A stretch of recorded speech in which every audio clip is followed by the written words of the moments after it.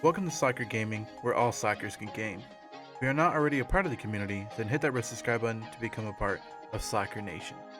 In this episode of the how-to of Out of the Park Baseball 21, I'm going to discuss how to trade and how to get the best value out of things, how to get money in return, all of those things. If you want to watch that, stick around.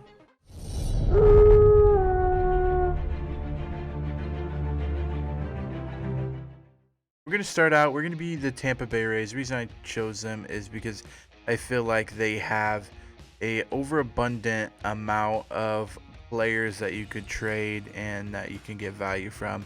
So we're going to start off with them. And if you don't know where to find a screen, it is in the rosters and transactions. You're going to click this button when you first get in, and this is going to bring you all the way to your whole team. This includes your international. This includes every single person that you can. And the reason I want to bring you here is because this is where you can kind of understand.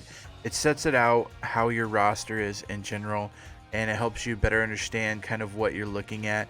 You got your active roster, which is the 26 in the MLB. You got your 40-man roster, and then most of the times it's your AAA, AA, single A, and then all of your lower A balls. And basically the reason I'm looking at this is because I want you to look at the potentials and the overall kind of for each team the person is giving this prospect. And right now it's our scout. So our scout thinks that Wander Franco is a 4.5 stars out of 5. Another rating you could go to, and you can kind of just pick these. I usually look at both before making a decision. But what you could do is click this, and you can show the ratings of the OCA, which is kind of the out of park scouting assistant. I think is actually what it stands for. The OSA is out of park scouting assistant, and this tells you kind of what the whole game in general thinks of them. So the whole game in general thinks that Wander Franco is a 3.5 star out of 5 star, and it also says that he's only 1.5 star right now. And you kind of just have to look at both of them to fully understand what the player is. But you want to look at both of those and fully understanding the potential of a player before you trade away them or you trade for them. To kind of understand it more, the overall rating is how good they are so far. You can click on the guy and it will actually show you all of the ratings. So right now he's a 45 contact out of 80, which is his potential number. It shows you the current number first, then the potential number. So you got 45 contact is his current, and they potentially have him going all the way up to an 80. So at one point in this guy's career, and this is just hypothetical, and one point he could potentially have 80 contact all the way up here.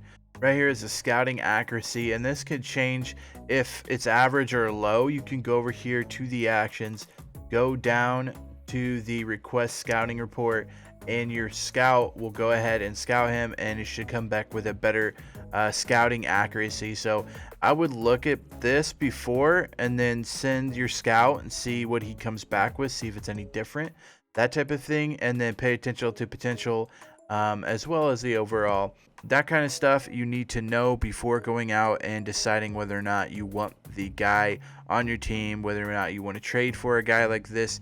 And you can find them everywhere. You just kind of have to pay attention and then decide what you want to do with that player. Now that we kind of have our player that we're talking about, we're going to go up here. This is going to be your coach's name here. You're going to hit this little arrow button. Going to drop down all of these different stuff. It could take you to the manager's office, available jobs, your email, stuff like that.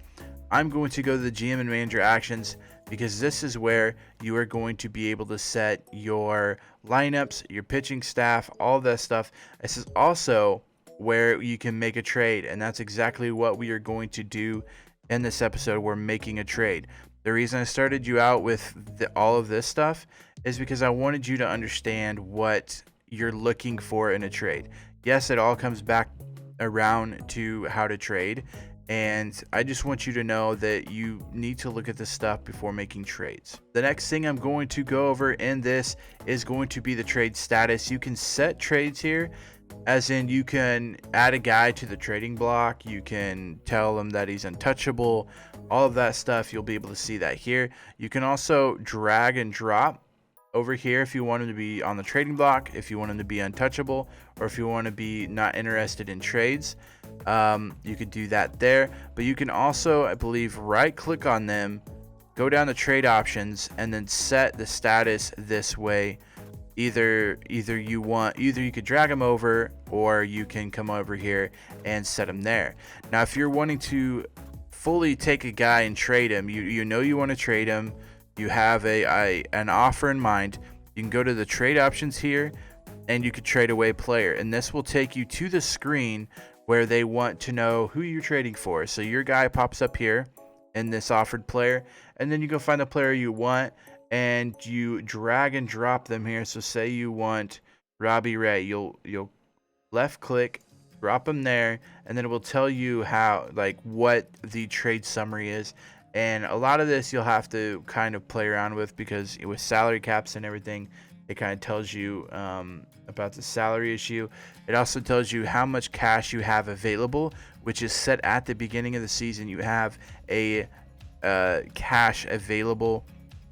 It also tells you the budget space, and they are different. So you're going to start off with 5 million. Usually you start off with 5 million. Some clubs are lower, some clubs are a little bit higher. But this is basically telling you that you have $5 million kind of just to float around. And you're going to use that in trades. You're going to try to increase that in trades to have a better budget for your budget space available. But all of these numbers is a different episode of how to on Out of the Park Baseball, and I might cover that in a later episode, but we're not going to worry about any of this stuff right now. What we are going to worry about is how to do trades. So you're going to offer up a guy, you're going to want a guy, and then you're going to see what they say here. This can't afford it. Okay, Robbie Reyes must be too expensive.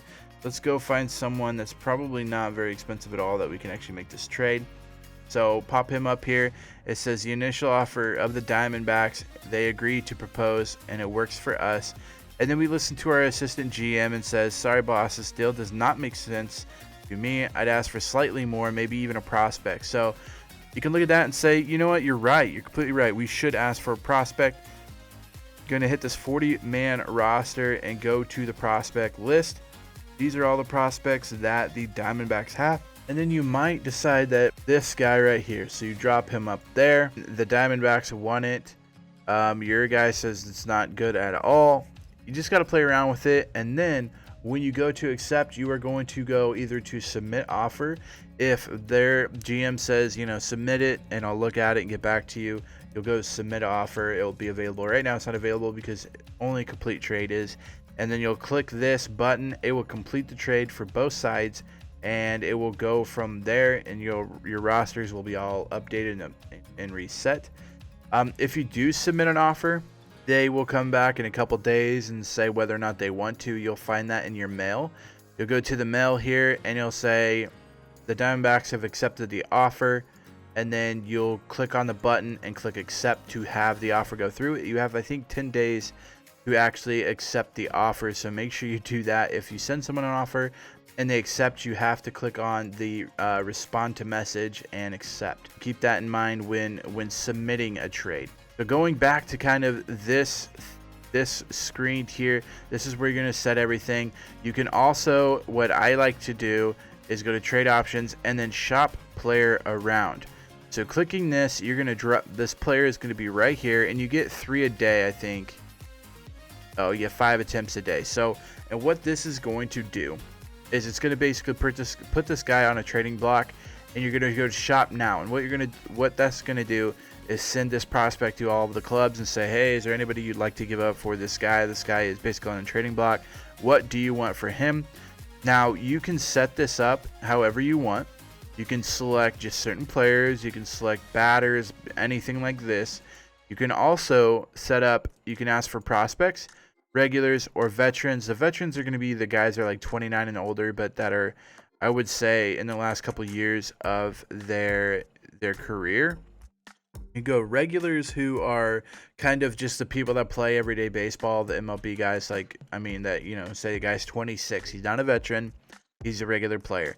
And then you got your prospects, and rarely do you get really good prospect deals, but you also have to give up quite a bit as well. So looking at this right now, he is a 2.5 star, and his potential is 2.5. Let's do someone better.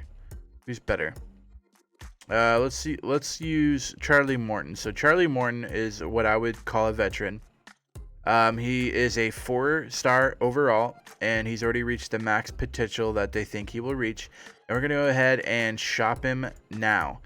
Now, this will go through all of these players and all of these teams, and they will try to come up with options for you to accept if you want to trade this player away. And what I do a lot with this is I try to find a lot of people that have a high salary cap. So say Charlie Morton has five more years and he wants 20 million a year for 5 more years, and you don't want to hold on to that anymore. That's usually when I go to shop a player and then try to find someone with a much lower salary and go from there and try to save some salary room. So now we have shop now. These are offers back. We can get Mike Foltynewicz, I think is his name, something like that. We can get him. We can get Toussaint. We can get Marcelo Ozuna. We can get Bryce Wilson. So like Bryce Wilson is a prospect, obviously. Marcelo Ozuna, not really a prospect at this point. Prospect here. And so you just go through here and then say, let's look here. Okay, say Caleb Ferguson, that you really want a right-handed pitcher that has a very, very high potential. And then again, this is their ratings based on your head scout. You can go to OSA ratings and see what they say, and they say that Caleb Ferguson is a max 5-star. Then you will look at this. It'll tell you the stats of their current year, I believe, is what they do. They'll tell you the stats, the win above replacement, all that stuff that you kind of need to know. You can also click on them to look at their stats and all that good stuff. But say you want to make this trade, you're gonna find your guy. You're gonna go over to trade, click it. It's gonna come to the screen as well, and then you decide that I want to make the trade, and then boom, you complete trade and you're done. Something more to know about when you're trading: you can always change. And I talked about it earlier. You can always change what you want for cash and that type of stuff. So say you want Caleb Ferguson, but you also want $4 million of their budget. Now, what I usually do, I don't know if there's another way of doing this. What I usually do is add someone that I know they're not going to say yes to. And then I go and add cash and say you want 4 million. So you type in 4 million. Then you click enter to set that amount. And then you're going to remove that player. So, okay, this is perfect. So as I said earlier, the initial reaction is this offer might be enough for me, but I need to think about it first. Basically, what we're going to get is Caleb Ferguson and $4 million in cash for Charlie Morton. And you can change stuff around. I don't really want to go into this too much, but like retain is how much you retain of their contract. So if you're wanting a deal to go through, you can retain 50% of Charlie Morton's contract, which means you're going to pay 7.5 million of his contract, and the other team's going to pay the rest. Again, if Charlie Morton has that big contract, 20 million a year for 5 years, you're not going to really want to use this, because then you will be paying, say it's 20 million, you'll 50%, which is 10. So you'll pay $10 million every single year until his contract runs out. It's not just a year. So anyway, back to this. We're going to go and submit the offer. We're going to hear within the GM in a few days, and then they will come into our mailbox and we'll say yes or no or whatever. If you complete the trade, it happens automatically on that day. If you submit it, you have to wait a couple days until the other GM gets back to you. But what I showed you is kind of how you add money on. So that's how you add to your cash. Now, if they accept it, 4 million of their 5 million is going to come over to us, and we are going to be sitting with the cash available of 9 million. And the reason I say that you want to try to get as much cash from other teams as possible is because, say you do make a trade and it's really, really close and they just will not accept it, putting a couple million back onto that thing could get your trade to go through, whereas before it wouldn't. So it's always good to have cash available. It also helps at the end of the season because you'll have a bigger budget for recruiting, for scouting, for all of that stuff, for contracts, all of that stuff. The bigger, higher amount you have here, the better off your organization will be. So as I said, with the trading, I mean, you kind of just have to play around with it. You have to decide who you want, who you're willing to give up, and then just make the trade. The last thing I will tell you is when making a trade, you need to look at what the team wants. So say we want, and this makes a difference. So the Dodgers are more likely to make a trade if you're giving them someone they can use now because they want to win now. If they are rebuilding, like the Royals, they'll take like a Charlie Morton, but that's not going to be the first person they want. They're more likely to take a prospect guy. They're much more likely to take a prospect guy like Drew Strotman. They're more likely to take him because they're wanting to rebuild. So you kind of have to look at that as well. And because they're wanting to rebuild, they're not going to want to give up a lot of their cash. So if you're wanting extra cash, they're probably not going to really want that as well either. But then you got to find someone like Build a Dynasty. Build a Dynasty is they want basically the best players of the best players. They don't really care about prospects. So you could also use that to your advantage and say, hey, this guy's a really good prospect, but they would rather have a guy that can help them win now and build a dynasty and build a championship team rather than holding on to their prospects. So they're going to be more willing to give away prospects for older players that are good.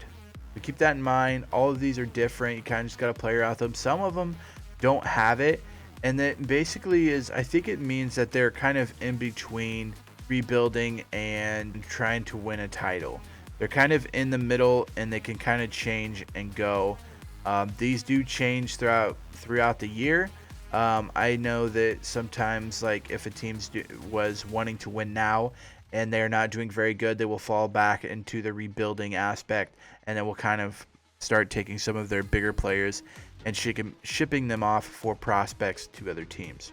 So I think that's pretty much it. If you have a question, please comment it down below. If you want to see a different type or a different style of out of the park baseball, let me know. I'm trying to make these videos to try to help you guys out and try to help answer your questions that you might have about Out of the Park Baseball 21.